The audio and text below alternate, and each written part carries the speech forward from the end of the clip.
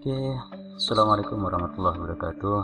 Selamat berjumpa kembali dengan saya Cak Harto. Di video kali ini kita akan membahas masalah logika dan algoritma. Pada video sebelumnya kita sudah membahas masalah konsep simulasi digital, di mana di konsep simulasi digital itu kita sudah secara panjang lebar membahas masalah apa sih pentingnya mempelajari simulasi dan komunikasi digital. Selain itu, di video sebelumnya juga sudah kita bahas masalah bagaimana kita hidup, bagaimana kita menyelesaikan masalah. Nah, salah satunya menyelesaikan masalah itu harus menggunakan realita atau pemikiran yang rasional. Nah, di video kali ini kita akan membahas masalah tersebut. Nah, judul videonya adalah logika dan algoritma. Di mata pelajaran SIMBIK ini, masalah logika dan algoritma kita akan pelajari dasarnya saja. Karena kalau lebih jauh nanti, lebih mendalam lagi, itu nanti dibahas di mapel pemrograman dasar khusus untuk anak-anak yang mengambil jurusan rekayasa perangkat lunak atau teknik informasi dan komunikasi atau teknologi komputer dan informatika. Di video kali ini tidak banyak sebenarnya yang kita bahas karena sudah terlalu panjang lebar di pembahasan kita yang pertama. Cuma di sini kita akan bahas masalah bagaimana manusia itu dalam penyelesaian masalahnya. Nah, manusia sebagai makhluk yang paling mulia di antara makhluk-makhluk ciptaan Tuhan lainnya, karena manusia dianugerahi berbagai kelebihan yang tidak diberikan kepada orang lain, makhluk lain. Tidak diberikan kepada hewan, tumbuhan, atau apa saja selain itu hanya diberikan kepada manusia. Bahkan malaikat pun tidak diberikan. Apa itu? Salah satu kelebihan yang tidak dimiliki oleh makhluk lain adalah milik kita yang paling mulia, yaitu pemikiran atau otak. Sebagai makhluk yang berpikir, sebagai makhluk yang bekerja menggunakan otak, manusia itu memiliki dua ciri yang melekat pada dirinya, yaitu rasionalitas dan moralitas. Rasionalitas itu apa?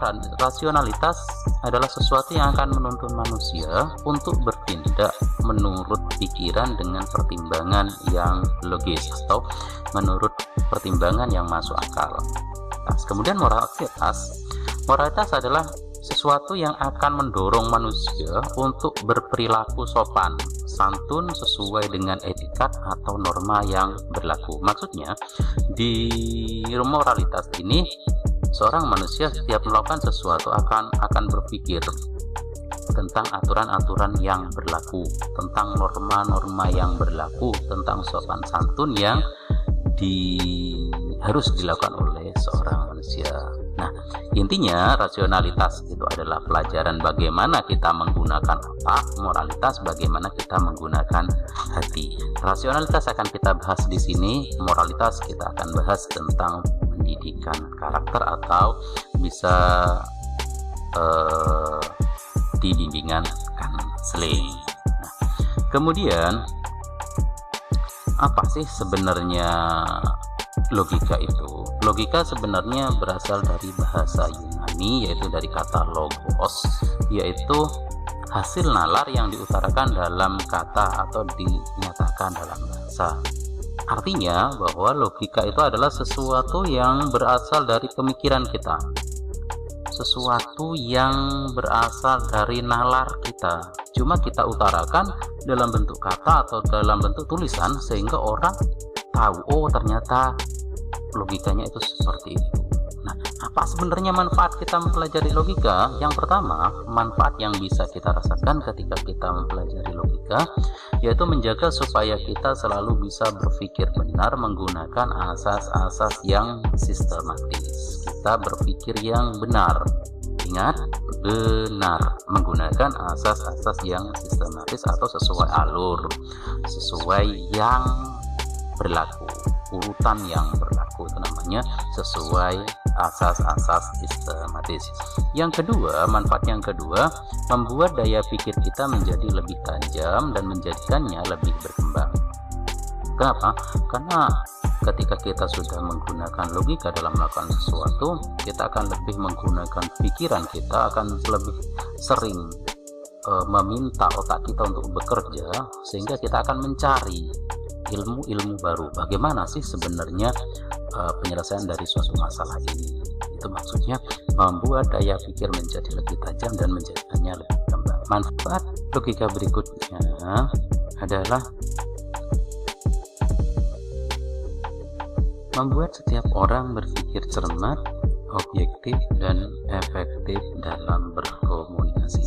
Maksudnya bagaimana? Maksudnya begini, ketika kita sudah bekerja menggunakan logika, artinya kita sudah bekerja menggunakan pikiran. Nah, ketika kita bekerja menggunakan pikiran, maka kita akan berpikir sebaik-baiknya, akan berpikir secermat mungkin ketika kita melakukan sesuatu.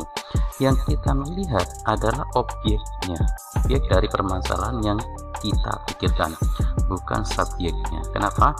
Karena biasanya ketika kita sudah berbicara subjek, maka kita akan melihat subjek yang kita ajak bicara. Ketika yang kita ajak bicara itu menyenangkan untuk kita, pasti yang akan kita omongkan atau yang akan kita bicarakan adalah yang baik-baik saja. Tapi ketika subjeknya kurang baik, maka yang kita omongkan yang jelek. Nah, itu maksudnya yang objektif. Kemudian efektif dalam berkomunikasi, orang yang bekerja menggunakan logika biasanya tidak akan terlalu bertele-tele dalam menyampaikan sesuatu, tidak akan terlalu banyak retorika ketika berkomunikasi. Mereka akan lebih menyampaikan pokok permasalahan, tujuannya apa, yang penting hasilnya sesuai dengan yang diharapkan. Nah, kemudian manfaat yang berikutnya dari kita mempelajari logika adalah meningkatkan cinta kebenaran dan menghindari kesesatan nalar.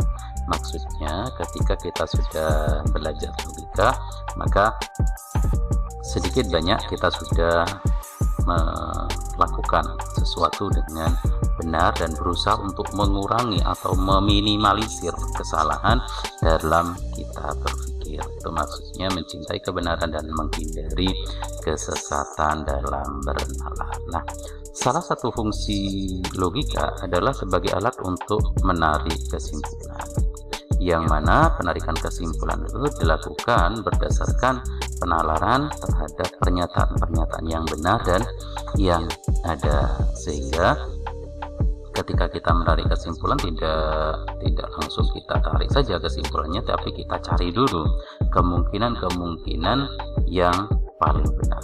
Nah, disitulah salah satu fungsi dari mempelajari logika. Juga disebut sebagai alat untuk menjaga dari kesesatan bernalar. Seseorang membutuhkan kemahiran bernalar yang logis agar dapat menghasilkan kesimpulan yang benar. Seperti yang sudah saya jelaskan tadi di depan, bahwa dengan belajar logika, maka kita akan meminimalisir kesalahan. Kenapa? Karena yang akan kita pikirkan adalah yang masuk akal. Melakukan sesuatu adalah bagaimana yang kita lakukan itu sudah masuk akal enggak? Benar enggak? Logis enggak? Nah, itu perlu pelatihan, itu perlu belajar bagaimana caranya mencari kesimpulan-kesimpulan yang benar. Dalam penarikan kesimpulan di ilmu logika itu dibedakan menjadi dua, yaitu pola nalar deduktif dan pola nalar induktif. Deduktif adalah penarikan kesimpulan yang bergerak dari pernyataan benar yang umum ke khusus. Jadi yang umum dulu, baru kemudian ke yang khusus. Sementara induktif adalah penarikan kesimpulan yang bergerak dari pernyataan benar yang khusus ke umum. Artinya, kalau deduktif itu yang bersifat umum dan diterima oleh orang lain semuanya, kemudian kita pilah dan pilih dari umum itu, kita pilih menjadi khusus, tujuan khususnya. Ini contoh misalkan ketika kita belajar komputer, maka kita akan pintar mengoperasikan komputer, itu umum. Khususnya ketika kita belajar komputer, saya akan bisa belajar berinternet, saya akan bisa belajar mengetik. Nah, mengetik internet itu khususnya, sementara bisa komputer itu umumnya. Sementara kalau induktif dibalik, khususnya dulu baru ke umum. Nah, itu pola penalaran dalam pengambilan kesimpulan dalam ilmu logika. Nah, setelah kita tahu apa itu logika, manfaatnya bagaimana, setelah kita mempelajari logika yang terkait dengan bagaimana manusia berpikir yang benar, maka selanjutnya yang akan kita bahas adalah bagaimana cara menyelesaikan permasalahan itu dengan baik. Kalau logika tadi kita belajar bagaimana yang benar, berpikir yang benar. Kemudian berikutnya, kalau sudah kita tahu berpikir itu benar, kemudian yang berikutnya bagaimana cara menyelesaikannya dengan baik. Nah, untuk mendapatkan penyelesaian yang baik dibutuhkan strategi atau langkah-langkah yang sistematis. Untuk mendapatkan penyelesaian yang baik, maka dibutuhkan strategi atau langkah-langkah yang sistematis agar dapat memecahkan masalah dengan baik pula. Artinya, ketika kita sudah berpikir yang benar, maka kita harus menyelesaikan permasalahan itu dengan baik, dengan caranya dengan melakukan strategi atau langkah-langkah yang sistematis, urutan yang benar. Jangan pernah melakukan urutan yang diloncat-loncat. Nah, algoritma adalah salah satu caranya, karena algoritma adalah serangkaian langkah yang disusun menjadi urutan logis kegiatan untuk mencapai tujuan. Jadi langkah-langkah sistematis untuk menyelesaikan masalah, untuk menyelesaikan sesuatu dengan baik, itu disebut dengan algoritma. Terdapat berbagai macam bentuk sebenarnya algoritma dalam mengkomunikasikan algoritma di kehidupan kita. Di antaranya kita bisa menggunakan bagan alir atau flowchart, kita juga bisa menggunakan pseudokode, dan kita juga bisa menggunakan bahasa pemrograman. Ada beberapa ketentuan atau syarat sesuatu itu dinamakan dengan algoritma.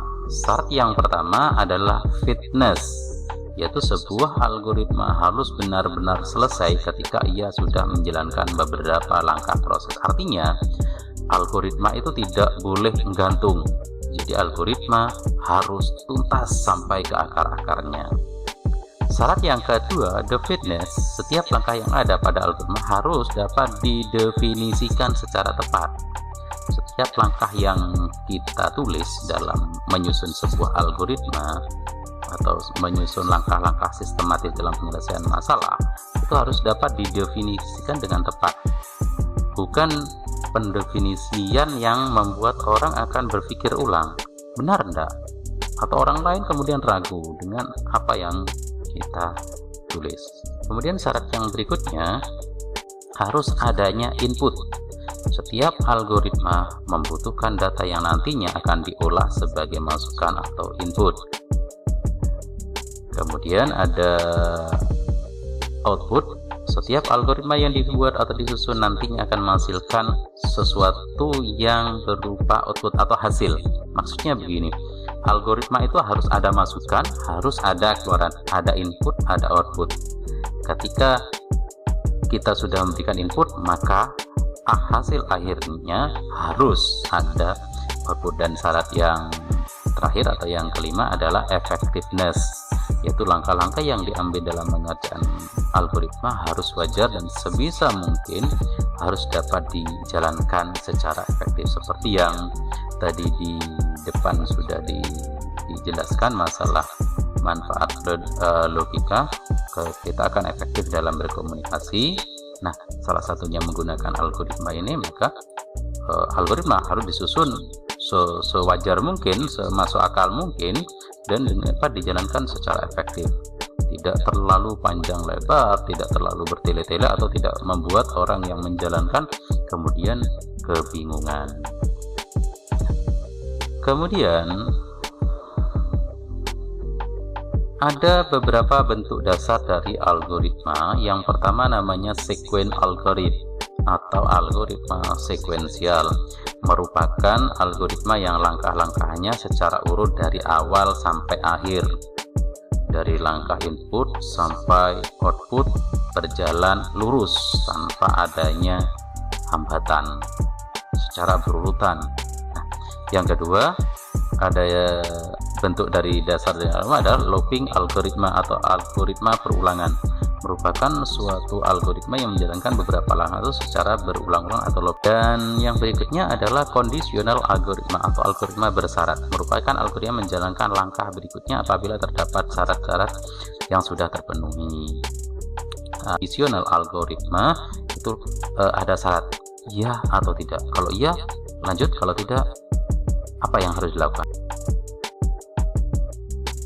Dari apa yang sudah saya jelaskan dari awal sampai akhir tadi, dari penjelasan yang sudah panjang lebar tadi, dapat disimpulkan bahwa algoritma, logika dan algoritma adalah sebuah satu kesatuan yang tidak dapat dipisahkan. Artinya logika adalah cara kita berpikir yang benar, algoritma adalah cara menyelesaikan logika tersebut dengan cara yang baik. Nah, contoh penerapan logika dan algoritma, contohnya seperti ini. Logikanya kita membuat tumis toge tempe, itu kita logikanya seperti itu. Nah, algoritmanya, langkah-langkahnya: satu, siapkan toge tempe dan lain-lain.